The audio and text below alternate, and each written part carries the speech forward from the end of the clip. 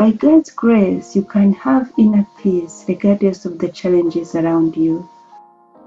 This message is an educational message intended to help you learn how to develop the discipline and build lasting inner strength you need to manage emotions in a healthy way regardless of the trigger. Let your emotions speak to you as you feel them. Acknowledge them, but don't allow them to command or dictate your response without thinking. David said it well in Psalms 4:4. Be angry and do not sin. Meditate within your heart on your bed and be still.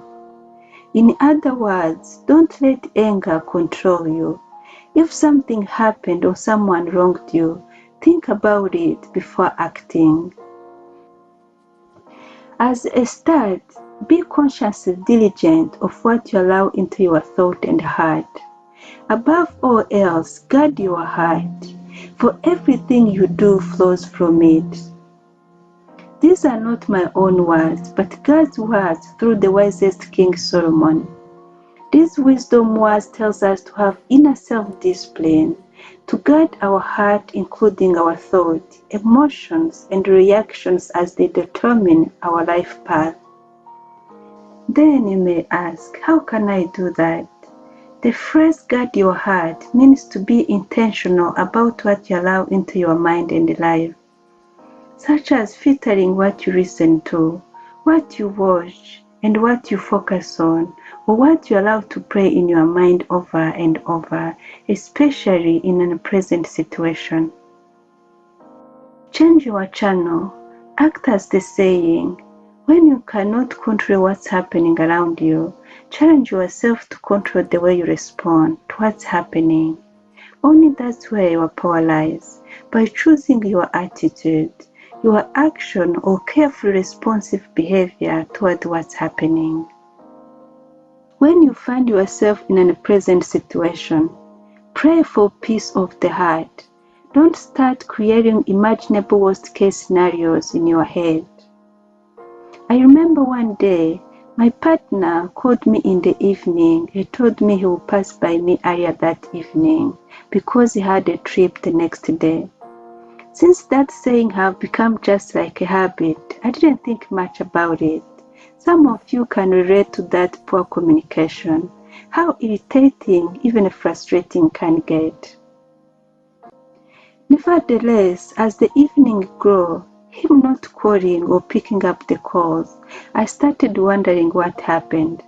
Before getting lost too deep into the thought, thank God the Spirit, that small inside voice led me to pray, and by God's mercy, I slept.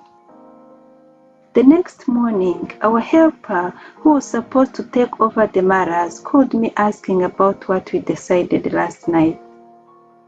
Since my partner hadn't come or communicated, I told her jokingly, but also worried. I'm going to take care of what I can, because I haven't seen the other half yet. Then we'll meet later. It was worrisome to the point someone suggested to reach out to the police. But since it was not the first time, we delayed before taking such action. Then finally he called saying, all is good, just had unplanned delays, but all is fine. We'll come once I'm free. We took it by his words like that and thanked God that he is okay. What else? Trust me, all those you see calm or emotionally strong, it didn't come naturally or means everything is as they wish. Life is a school journey in itself. Either you choose to learn or you learn the hard way, or the worst case, you fall prey to your emotions the rest of your life, living miserable, becoming the victim every time something small or big happens that triggers you emotionally. When you fall prey to your emotions, you lose control. Key points. The first step to develop this emotional discipline is by checking your attitude. Don't fall prey to your emotions. Like in that example above, when the partner did not show up as said, or at least communicated, only discipline helped to handle that situation well. I have fallen prey to such cases so many times that I learned the hard way to don't create the sin in my mind, but pray and leave it in God's hand. You may find your solution in different ways, but trust me, prayer works. Always remember, trying to force things that are outside of your control only causes you more suffering. Nothing good comes out of it. As you manage to control your attitude, let your action follow carefully. List out your emotion triggers in order to develop a well-suited discipline to deal with each. I can say some, but better you make your list, such as feeling ignored, criticized, disrespected, and so on. Your personal power begins the moment you recognize your triggers with clarity, then choose to think first before responding when you face them. And that will be the key step in managing your emotions instead of suppressing them or overreacting. Emotions are just messengers. They alert you to see the dangers, but don't let them lead to make a decision. Because when they do, the end becomes chaotic. It all happens so fast that you don't even notice it until later when you've already broken your intended discipline routine. But always remember, it's better to try and fail than never trying. Sleep on it and try again until that discipline becomes your everyday life spirit. As Thomas Edison, the inventor of the light bulb, once said, "After trying so many times, I have not failed.